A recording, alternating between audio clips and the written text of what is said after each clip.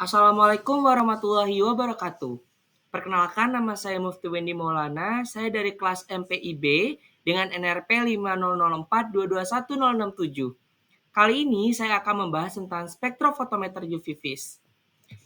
Area pembahasannya antara lain tentang pengertian dari spektrofotometer UV vis itu sendiri, kemudian prinsip-prinsip apa yang digunakan dalam spektrofotometer UV vis, kemudian prinsip kerja dari spektrofotometer UV vis, kegunaan spektrofotometer UV vis, serta contoh soal.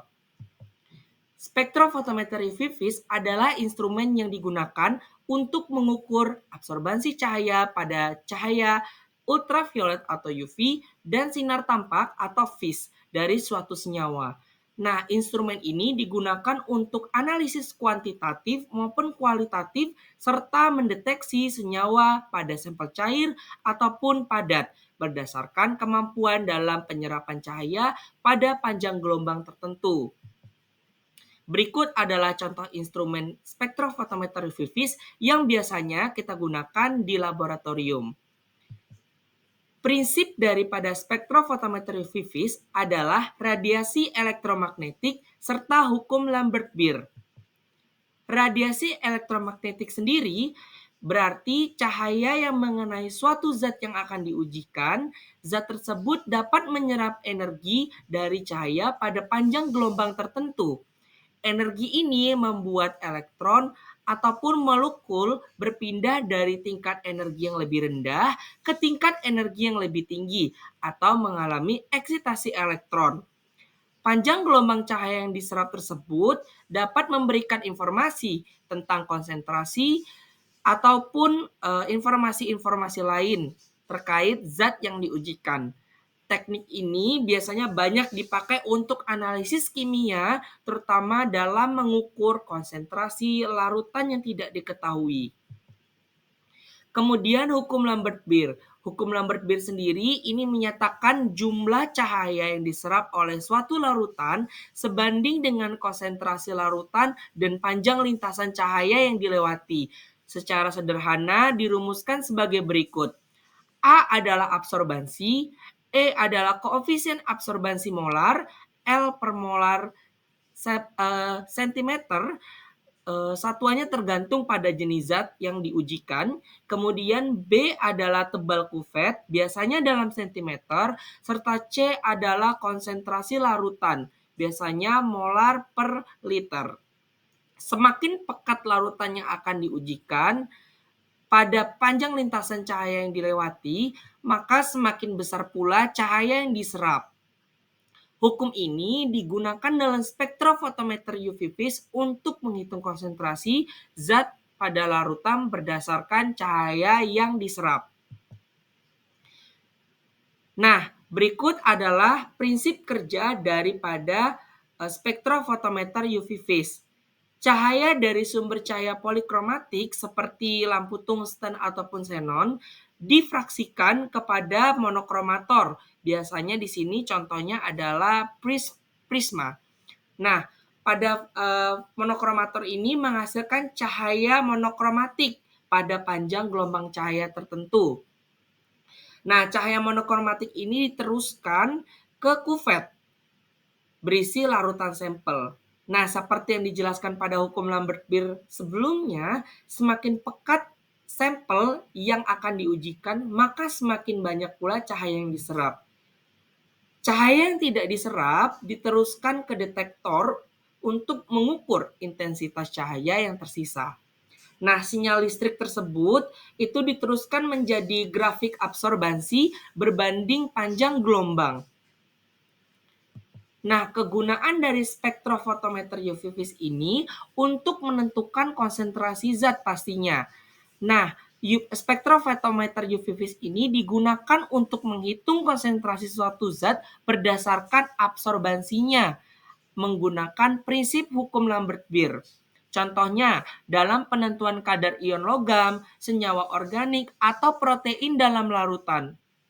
Kemudian, untuk identifikasi senyawa, setiap senyawa pastinya memiliki spektrum ataupun serapan khas pada panjang gelombang tertentu, sehingga metode ini dapat digunakan untuk mengidentifikasi zat ataupun senyawa. kemudian digunakan dalam analisis kualitas produk.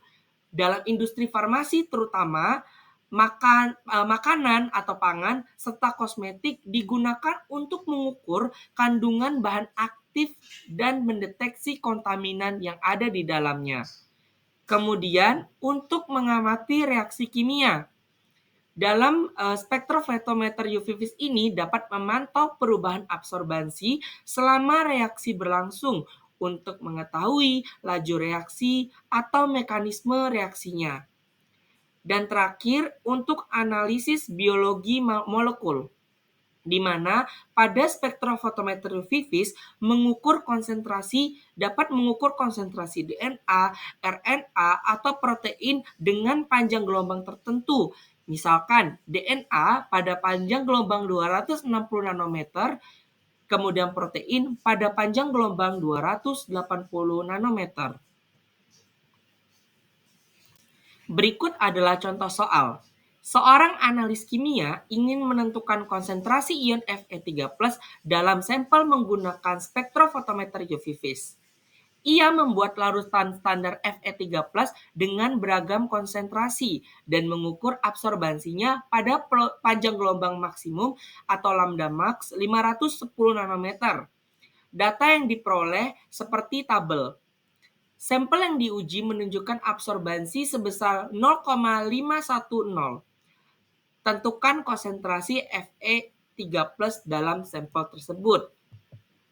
Langkah selanjutnya yang harus kita lakukan adalah membuat grafik larutan standar, di mana grafik larutan standar ini menunjukkan hubungan antara konsentrasi dengan absorbansi.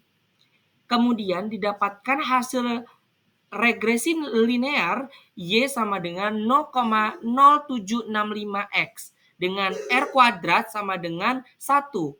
R kuadrat ini menunjukkan bahwa hubungan linear yang sempurna antara variabel konsentrasi dengan variabel absorbansi.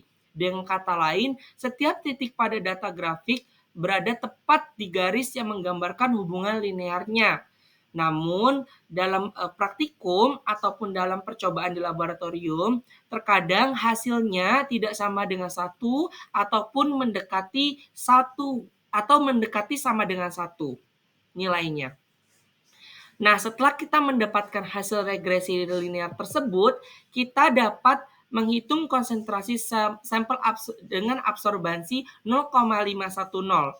Kemudian sesuai dengan persamaan regresi linearnya, Y sama dengan MX plus B, di mana Y sama dengan 0,076X, disubstitusikan 0,510 sama dengan 0,076X, di mana X sama dengan 0,510 dibagi 0,076, menghasilkan 6,71 mg per liter. Berdasarkan kurva standar dan hasil pengukuran konsentrasi ion Fe3+ pada absorbansi sampel 0,510 adalah 6,71 mg per liter. Terima kasih telah menyaksikan review singkat tentang spektrofotometer UV vis. Semoga dapat membantu.